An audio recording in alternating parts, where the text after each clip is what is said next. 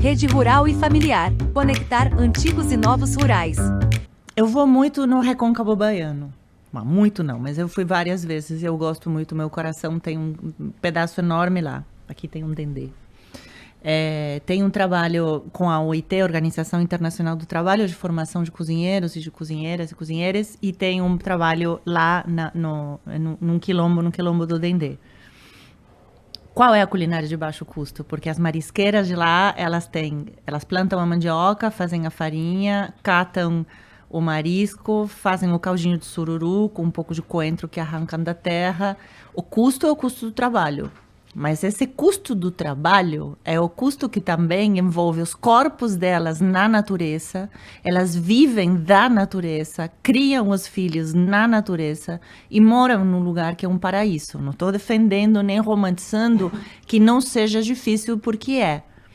Esse é um tipo de baixo custo, que envolve o custo do corpo, que se relaciona com a natureza, onde o ser humano vira mais um bicho ali, porque você tem que brigar com marisco. Eu, por exemplo, se tivesse que catar marisco, eu ia morrer de fome, porque eu não consegui catar nenhum, porque eu sou péssima. 1,78 m, não conseguia pegar um marisco. E elas, fazendo assim, catavam um monte de caranguejo, sururu, um monte de coisa.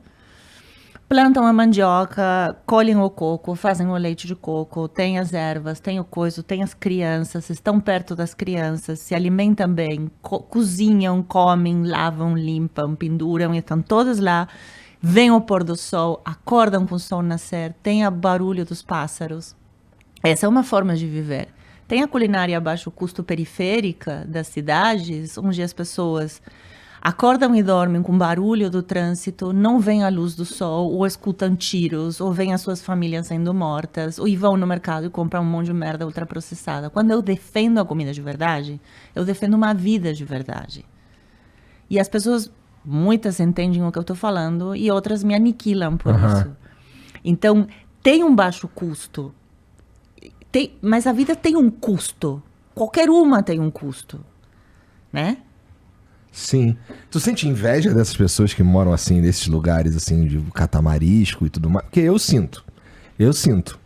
Eu tenho vontade de... Eu queria que no fim da minha vida eu pudesse ficar no meio da natureza. Mas eu não sei muito bem por quê. Mas porque é muito maravilhoso. Eu não sinto inveja, porque nesse momento agora eu quero fazer outras coisas.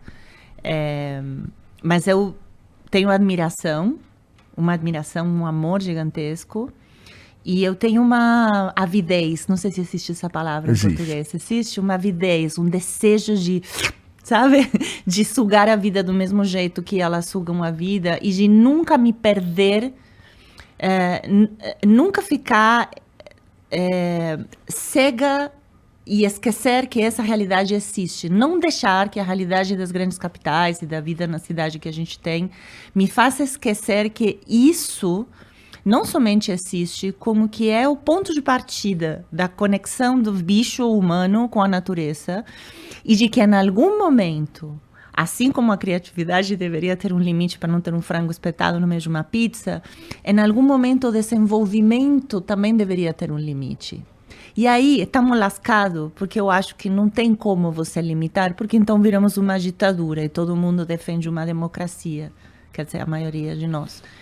Então, estamos um pouco lascados, porque eu acho que o que lascou a equação toda é a gente mesmo, o ser humano. Você tem razão, né? Eu acho.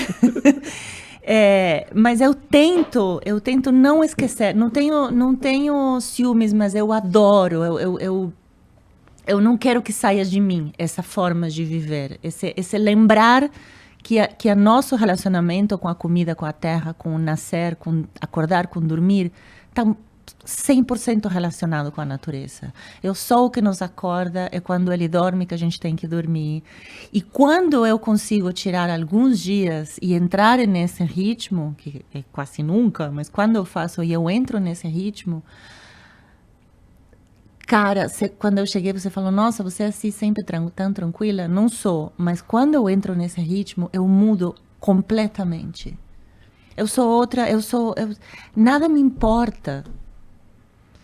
Eu amo cozinhar, Igor, eu amo cozinhar de paixão, porque eu amo me concentrar em uma coisa só. E cozinhar em uma cozinha, num restaurante, é você estar ligado àquilo que você está fazendo nesse momento. É a cebola caramelizando na frigideira, é a sobremesa esfriando na geladeira, é o garçom cantando o comando da mesa 4, é a outra coisa que está sendo feita para amanhã, é o confit que está sendo feito no forno, é o não sei o que está... Quando eu vou no Recôncavo, quando eu vou no meio do mato, e eu preciso preparar a comida para o almoço, para o jantar, limpar a casa, eu amo limpar a casa. Eu limpo a minha casa? Não. Mas eu amo viver assim.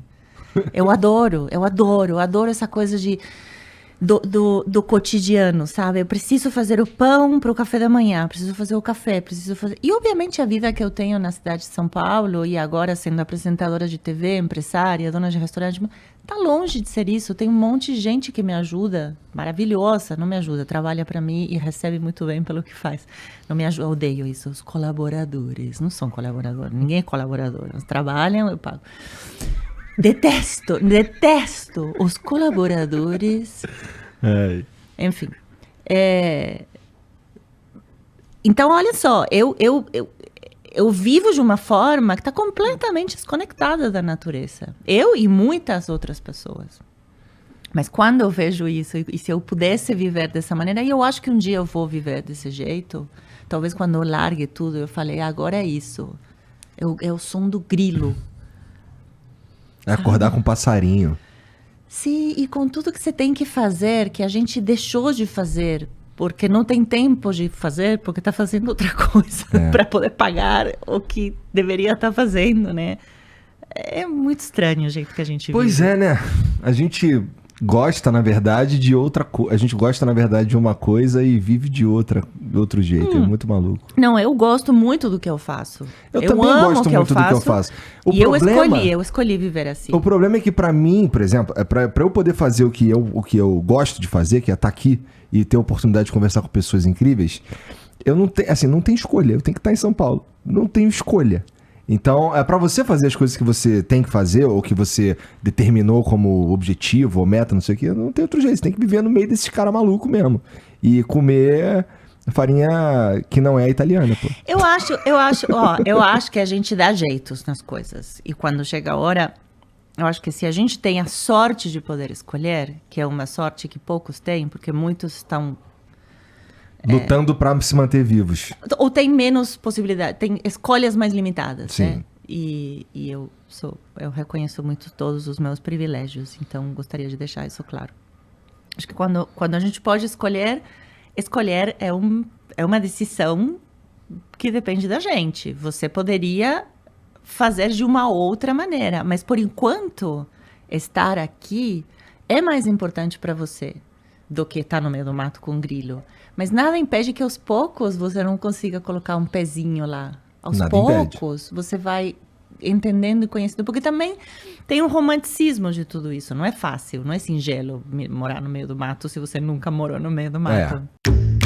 Rede Rural e Familiar. Valorização do produtor rural e da produção local. Juntos somos mais fortes.